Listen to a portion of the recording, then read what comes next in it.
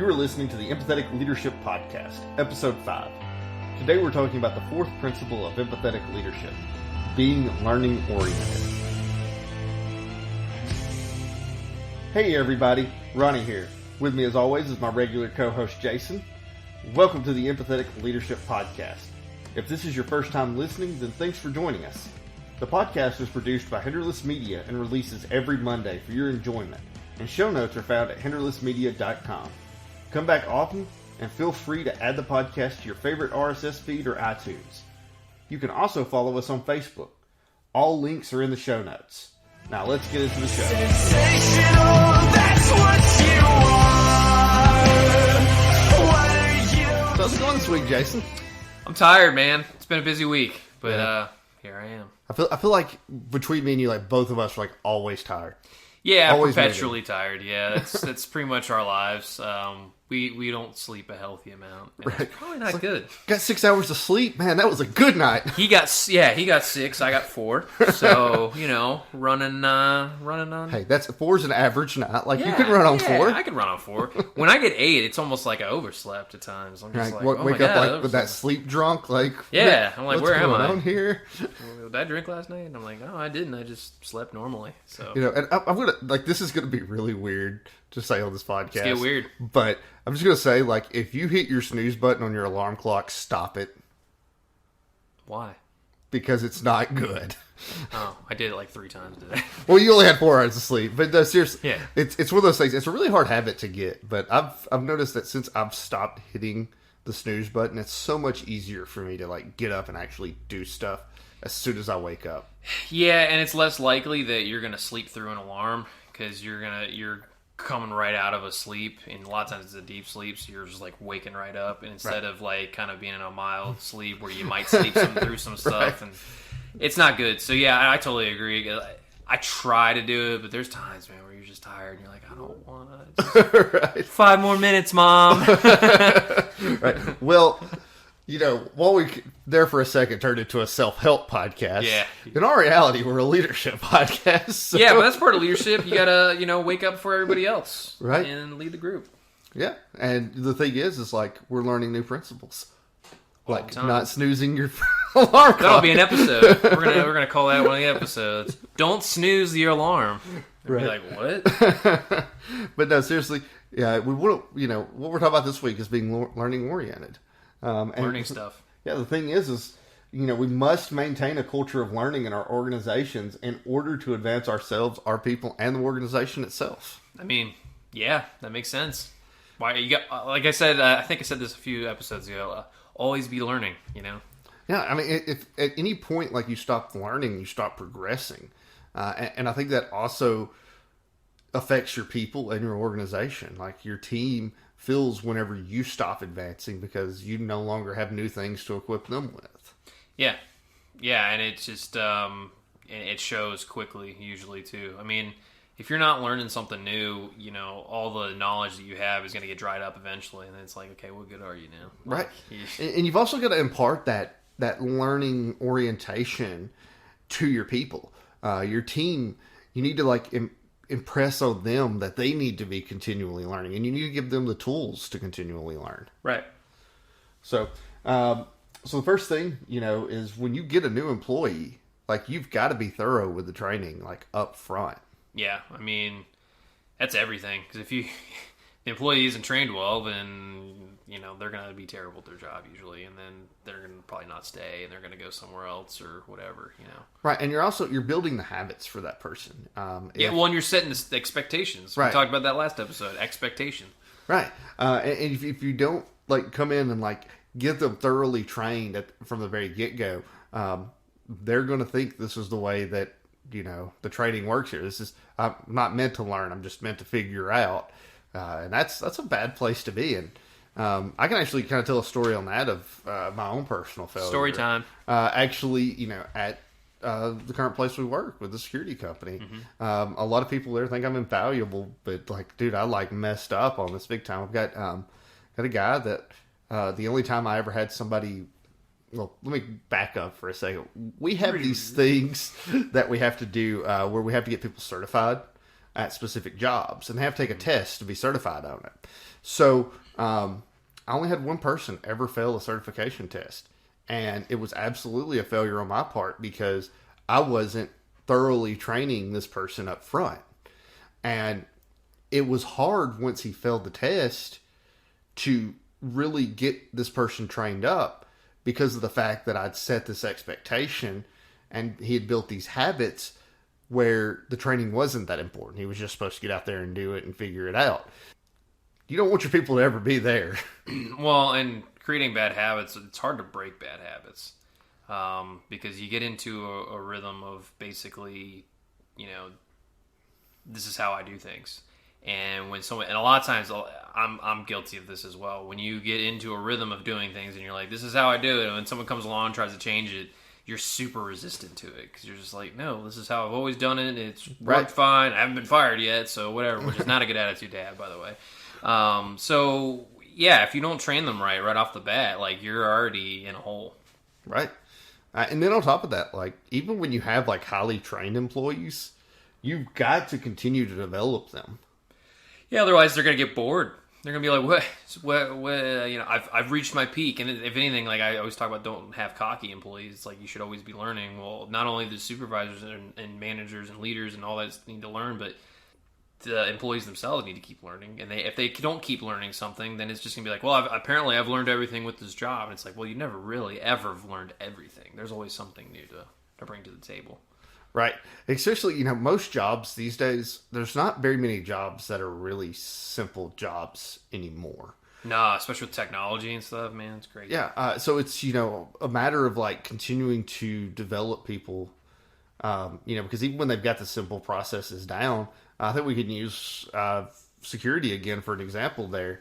We've got one of our posts that, is basically processing trucks in. And, sounds easy. Oh, yeah. Sounds really easy until you realize there's like 2 1-inch things. Binders that tell you what you're supposed to do. And that still doesn't tell you everything. Yeah, it's like times you're just kind of looking like, now what do we do? What in this situation? And then half the time when you do it the way that you're told, it's still wrong. Right. So it's like, but you want to make sure that people continue to be trained in those situations. That way, even when those off-the-wall situations come up, they know how to react. Yeah, and reaction. That's a good point because getting people well trained and getting them the knowledge that they need, they're going to be more confident in their abilities. So when something comes up that's I always call them curveballs, and we get them all the time in security because I could tell you everything about whatever post you're in or whatever, and I always kind of call myself Murphy's Law because people are like, this will never happen when you're out here. Well, it always happens to me when I'm out there. Like that thing you say that never happens. Like someone will never come in with a gun when you're out here. Next day, someone will come in with a gun. It's like, oh, okay, cool. Being able to be prepared and know how to handle that without stressing yourself out. And I think, and with our industry, staying level-headed, same thing with being a cop or anything else, like, staying level-headed is everything. You're going to have employees that threaten you. You're going to have people that want to hurt you or hurt anybody else or whatever. And being able to stay level-headed is one of the most important things. And so if you're well-trained, it's a lot easier to be level-headed because you're like, I know what to do. I do this, and that's it. Yeah, I think it's a big takeaway here. Like, when you talk about that level-headedness and being able to remain cool in those different kind of situations, a lot of that does come down to like how well trained were you, and that's you even see that with law enforcement for sure. It's a lot easier for a rookie to fly off the handle than it is for a grizzled veteran that's been training in their job for 20 years. Well, and it's interesting because I grew up. My dad was a cop for a really long time, so I grew up around cops a lot. So I can almost tell you who's a rookie and who's not, and just how they handle. Even just giving a ticket to somebody, like pulling somebody over for speeding, just the way they handle that, you can tell like this guy's been doing this for a while. Because like usually, if you walk away from a situation like that, and it's never gonna be pleasant, obviously, because you're getting a ticket. But if you walk away and you both walk away from it, and you're like, you know what, I deserve that ticket, or you're not super angry, then he did his job. He did what he's supposed to do because he's basically it's a leadership position in his sense that he's saying, hey, you did this wrong thing. this is your punishment for this wrong thing, and just try not to do it again. But when they come up to you and then they just yell at you and they berate you and you feel like less, because of the whole thing, that goes against the whole job. And it's the same thing with security. Like if someone comes in, they're not doing something they're supposed to be doing, or maybe they didn't bring their ID, or they're complaining about something or whatever, depending on how you handle that, it means so much, more to them. Like there's been security officers before that don't handle things correctly, and because of that, either they get let go or the employee gets let go, because it just escalates everything. Right. And and the thing is like that training is so important to that, because you can't necessarily teach somebody how to handle every weird situation that's going to happen. It's impossible. And here's the thing. Most jobs nowadays are customer service. Mm-hmm. The service industry is the biggest industry in America now. Mm-hmm. The thing is you still need to be training people on those weird situations. That way, when they do come up, they're going to know how to react. They're going to know what to do. So maybe even though they've never had that situation before, it may look like they've had that situation before. Right. And a lot of people stay away from I've heard it so many times from people that have trained me through the years on different jobs of like, that's kind of a different situation. I won't worry about telling you that. Like, we'll deal with it whenever it happens. And then I get in the situation and I'm sitting here like, what is going on? Like, how do I handle this? What do I do? And then you freeze, and then you get all stressed out, and then you look like an idiot, or you freak out and maybe you lose your temper, or like snap at somebody because you don't know what else to do. Right. It all depends. Everyone reacts differently. So so we need to make sure that we're teaching our team those situations. I mean, look at the military, for example. Like, I was in the military, and do you know how many drills we did that had, like, really off-the-wall things happen that I never encountered through my entire time? Yeah, because they're ready to have a contingency for anything possible that could happen. And we've got to prepare our people, our teams, the same way. Yeah, you being prepared for whatever situation. And that's the thing, is like a lot of situations kind of come into categories, so you might be able to like encompass a lot of things in whatever those types of training is coming in. It might not be the exact specific case, but they at least have a general idea. It's like, okay, well, this guy came in and did this thing, and I know that if they do within this category, like someone's being aggressive, this is how I handle it. Someone brings in a weapon, this is how I handle it. Someone forgot their ID, this is how I handle it, Right. Instead of like, the most frustrating thing I can think back to when I go out to posts and no one tells me anything is I don't know what to do and I look stupid. And it frustrates the crap out of me, because no matter what the job is, no one wants to look stupid, and I especially, it's like an anxiety thing for me. It's like, I don't want to look dumb. Oh my God, I'm going to look dumb, Right. And so if I'm not prepared for those situations, it just stresses me out more, and then I don't want to go back because of that. Right. And another thing that's important, we also got to train our people for advancement. Yeah, I mean, not everybody wants to advance necessarily, but even just training them for that, I think is important. Yeah, even if I always hear, like I've heard managers through the years. I don't always hear it, but I hear it a lot. Well, this person's not good at their job. Why would I want to train them in mine? Well, that might be the spark that gets them excited about their job. And not only that, but kind of learning from what I've learned from you is, why aren't they good at their job then? Right. Have you not trained them? Or are they not motivated? Why aren't they motivated? I mean, there's so many little things, little roads you can go down. Right. And it's just about figuring out, what that is. But a lot of times, like just training, even equipping somebody like, hey, here's something that's part of my job. Like, let me show you how to do it real quick. A lot of times it takes 5-10 minutes to do something as simple as that. And it can actually boost the morale of your team members so much whenever you do that. Yep. And on top of that, like, what do you do about people who don't want to advance? Do you still train them in it? I mean, I was going to think about asking you the same question, because, I mean, what I kind of said before is there are some people that say, like, I'm not looking for advancement. I just want to, like, this is a retirement job. I'm just out here doing this, whatever. I still think you train them, because you never know. I mean, things change, and not only that, but they may see what advancement looks like and go, you know what? That actually looks more enjoyable than what I'm doing right now. And then you let it spark, and then before you know it, you may have found the best manager you've ever seen, out of that. Because I've learned from doing this is that you just never know who's out there and who you're dealing with at times. And so you might have the greatest employee, but you don't know it yet because that employee is perpetually late and he's not always giving a crap what he's doing, and he's just kind of going through the motions, But if you light a fire under him, then all of a sudden it's like, oh, this guy cares. And not only that, but he's like super into it and he's killing it now. Right. And to talk a little bit more about the people who don't necessarily want it, the thing that I see from that is just because somebody doesn't want to advance doesn't mean that they don't need to know how to do their leader's job.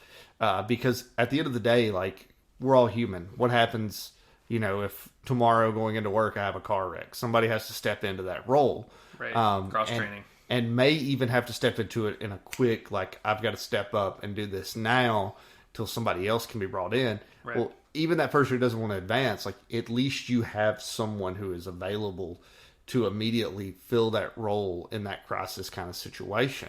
Yeah. And we just kind of talked about it, like Murphy's Law, like, stuff happens. Well, and it's interesting. I have an example for in the industry that we're in. I was trained out, or I have been trained out at the location we're at to be the account manager out there and to fill in for the account manager if need be. And there was a situation where the account manager got into a car wreck. Yeah, how many hours did we work that week? Holy cow. And you and I ran the place. And two of the other, like, management team were on vacation during that time. So it was just like me and you there. Yeah, literally we ran the place for a week or so. And, but, like, if I didn't know how his job worked, now, granted, I didn't have to do payroll and all that other stuff because he wasn't gone long enough for that, but I'm trained well enough to know how to do that kind of stuff. And so let's say he got really sick or he had to leave or whatever, and you need an interim. Well, who's your interim if no one's trained for it? And, right. That's a big stress in our industry because we deal with clients. We have contracts. And so a client wants to know they're secure, and it's like, okay, well, if this one guy leaves, what's going to happen?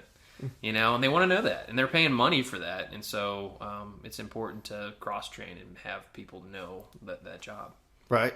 You know what? The thing is, we've talked a lot about professional education and professional learning, but what else is important is, like, you also need to encourage personal education. And what do you mean by that? It's like finding things within ourselves or for our team that we can seek to continuously improve. Mm-hmm. I'm going to say that again because I was a little bit blah, blah, blah with it. But, as we've got to, within ourselves, we must be seeking to continuously improve. And we've got to also, kind of encourage our team to have that same motivation to continuously improve within our personal lives. We kind of started out talking about the snoozing the alarm clock. Yeah. But, there's so many things. We talk a lot of, about self-help on this podcast. We've brought it up multiple times on little things you can do to self-help. And that actually is part of this being learning oriented as a manager, because if you can improve yourself outside of work, that's going to cross over into work, and it's going to make life a lot easier for you, and it's going to make life a lot easier for your team members. I think it makes life more fulfilling as well, because, like I've said a million times, always be learning, and if you're learning something new every day, you're going to become a very wise person later on in life. And also, it's just training for life situations. You never know. Like, I've had life situations that have just popped up on me, and for some reason, I just zoned into it, and I was able to handle it. I came up on a car wreck one time, and the car was flipped over, and I was kind of like normal people. I was like, someone else has it. Well, no one else had it at the time, and they were freaking out, and people were screaming and all that, so I was like, well, I guess it's on me. So I pull over, and I'm not a paramedic. For anybody listening, I'm not a paramedic. I'm not super trained and all that stuff, but I knew how to handle a stressful situation because I've been in a lot of them doing what I do. I've been threatened. I've been whatever, I've been through all that. So I took care of the situation. I think everybody thought I was a cop because of the way I was handling everything. And the only reason I was able to do that is because I just knew what to do, because I've, either talked to people or I've seen it or I've had to deal with it myself. So it's just because I had that knowledge, I was able to handle that situation, where a lot of people, I think that's why some people don't take the initiative to handle a situation like this. Like, well, I don't know what to do, so I don't want to deal with that, So. Right. And, and a lot of times, like, any kind of training that you do, as far as like first aid, first responder, any of that, like that's all like education that can actually benefit you professionally. Just because it's personal education does not mean this isn't something that's going to cross over into your job one day, because, we're, again, in the security field. A lot of the places we work are factories. What are you going to do? If you're like the first person on the scene where somebody's got their arm caught in a conveyor belt, it's kind of gruesome, kind of grim, but... or even having a heart attack. I mean, we had that the other day where someone was having some heart issues, and you never know. The thing is, you never know in life what situations you're going to come up on. Anything can happen at any moment. That's somewhat what the exciting part of life is, and sometimes what the kind of scary part of life is you just never know. And so being prepared for a lot of situations, obviously you're never going to be prepared for every situation. So, if you're listening, there's no need to stress out over it. Right. But at the same time, it's those reasons right there are good reasons on why you should always be improving yourself. Right. Another thing too is also educating yourself further in a formal sense, such as going back to school, taking courses. That kind of education can also help you professionally, as far as like helping you advance, which can put you in a better position to take care of people. Yeah, for sure. I mean, knowledge is never a bad thing, usually. Yeah, but it's so funny. Like it seems like people don't want to take the initiative to get more knowledge a lot of times. And I think it's because it's hard work sometimes, and sometimes the key is to find things that you're interested in and to want to learn about those things. And sometimes those things really, the things that we're interested in aren't necessarily super important, but just think about like a situation that you could find yourself in, and you're like, well, how would you want to sit? I do that all the time. I'm like, if I'm driving and I'm just kind of going through the day or whatever, I'll think about that. I'll think about situations that I could possibly get into. How would I handle that situation? Right. And if I'm like, I don't know, I'm like, I should learn. Figure it out. I should learn how to handle that situation. One of the things you can also do with that, like, we educate ourselves. I know you do it really well. I know I do it really well as far as like constantly consuming content and knowledge. There's so much out there. But you can also impart a lot of what you learn into your team. There's a specific individual that I've worked with here recently who is struggling financially. Well, I'm going to do a little humble brag here. I am, go for it. Besides my vehicle, I'm completely out of debt right now. Congratulations, by the way. Yeah, it was a huge thing, because like I just had to take ownership of my finances and figure out ways to start paying down all this debt that young, stupid me had accumulated. And now, because of the knowledge that I've gained from years of working on this, I've got this other guy that's working for me that's struggling financially, that I can go, hey, well, here are some tools for you. Here are the things that I used. Here are the things that I did to, kind of get out of this debt, pit. Mm-hmm. And that's really important, because that kind of goes back to one of the things that we always say of making sure your people know that you have their back. If you're actually trying to help them learn in their personal life, that feeds into that. They're going to be like, oh, wow, he really wants to take care of me. Mm-hmm. That my leader, they want to make sure that, not only am I okay here at work, but I'm okay in my personal life. Yeah.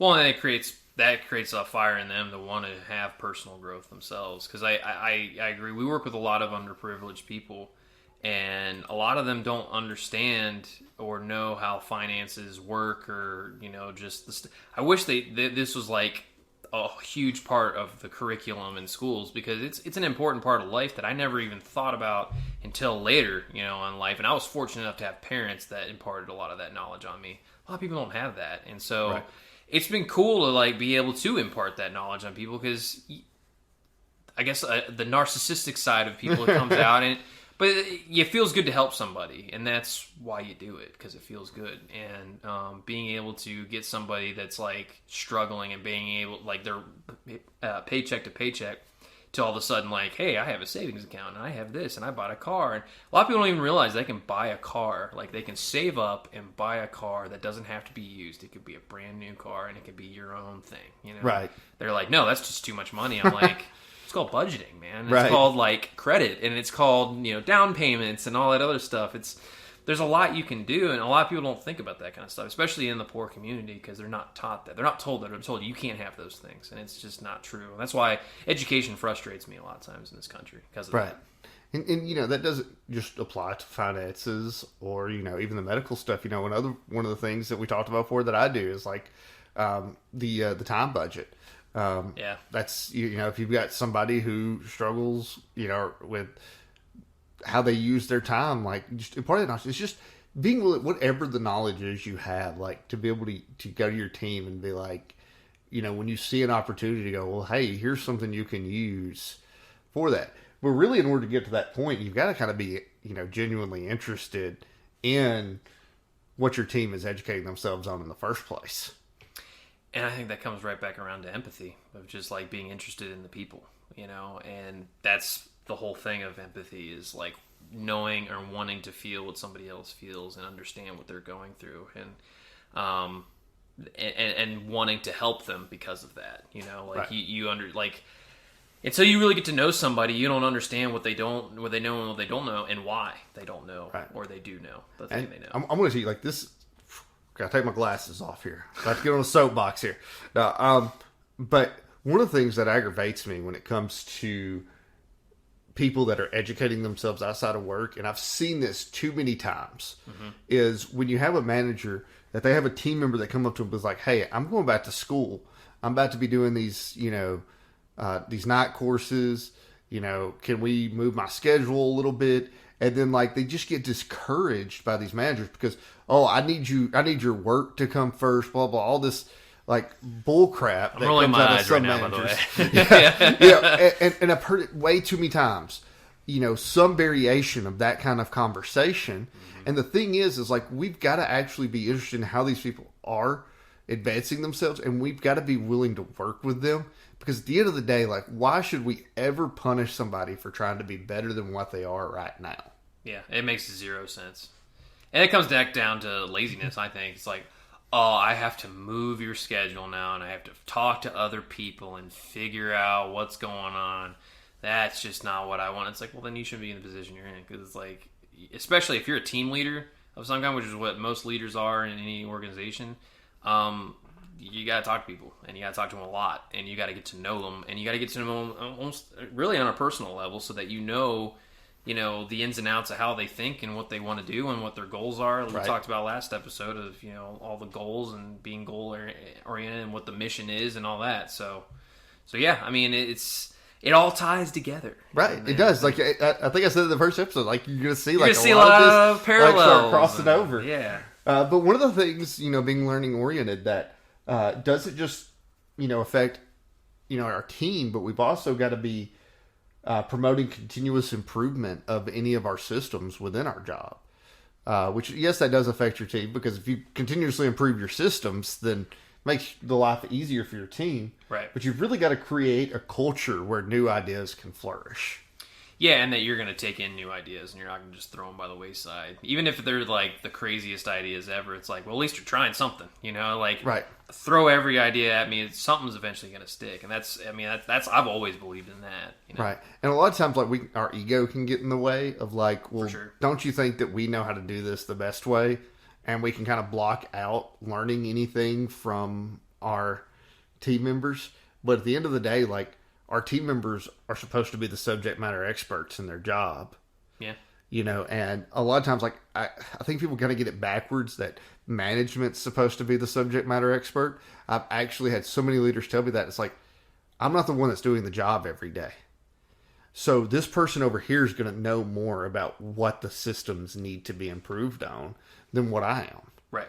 And so we've got to be willing to learn from our people in order to improve the systems. Yeah, I mean, take my position, for example. I'm what they call a flex officer, which means I go to every single post around our branch, and I fill in, help out, whatever. So I have all the knowledge as far as, like, how it works, who's good, who's bad, what's going on, all the problems and all that. And I a lot of times report back to the office, and I let them know, like, hey, these are your issues going on. Now, whether or not they listen to me, that's up to them. If I were them, I would at least take some consideration to it, because I'm the one with the boots on the ground. I'm the one that is seeing the issues or seeing and talking to the people. And that's one of the things I enjoy with the job I do, and why I think I've stuck in the industry as long as I have, other than the fact that it's been flexible for my music career and everything, is that I get to talk to people and I get to like understand where they're coming from with their job. A lot of people complain. There's a lot of complaints that come from this, but I find out why they're complaining, and then I try to fix it. It's not always possible, but when I do, and then I've noticed by even trying, sometimes people are like, I really like that Jason guy because he at least tried. No one else listened to me, so he at least tried. And I think that comes down to the fact that you realize that these teams are made up of intelligent and creative people. Yeah. We've got a guy that isn't exactly the smartest guy. He's missing. He admits it himself. Yeah, yeah. He's missing a few tools out of the toolbox. Yeah. But he's one of the officers who's come up with some of the best ideas, and a lot of times we'll get that in our head. Sometimes of like, well, this person's not the smartest. That doesn't mean that person's not intelligent and creative. Right. Especially within their job that they're doing every day. Right.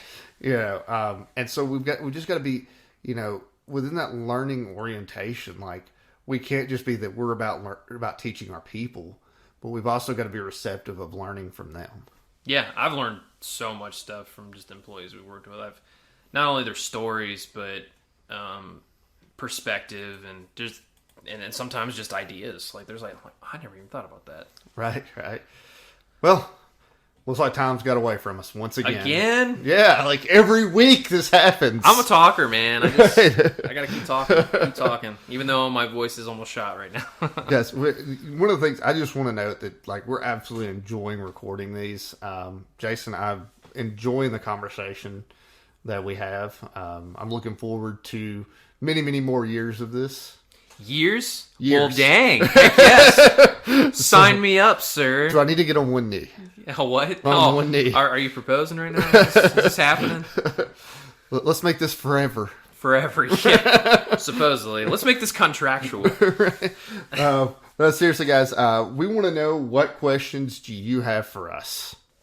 Yeah, and definitely email us whatever questions you have, or even any ideas you have. We were just talking about how we can learn from other people. Yeah. And so if there's things that we haven't even thought about that you're like, hey, I think this is a great idea, send it to us, and then we'll hopefully get to it and read it and be like, blah, blah, blah said this thing, and it's brilliant. You're a brilliant person. We definitely want to be learning-oriented on the podcast. We want to be learning. That's the Mississippi coming out in me right there. I want to be learning. Right. Well, that is it today for the Empathetic Leadership Podcast. Thank you, Jason, as always, for your insight. And thank you to each of you that have joined us. We hope you learned something today that you can use to make life a little bit easier for you, your employees, and your senior leaders. If you have any suggestions to make this podcast better, feel free to email us at media@hinderlessmedia.com. And don't forget to review us on your favorite podcast provider. Have a good week, and we will see you next Monday. See you next week, guys. Sensation.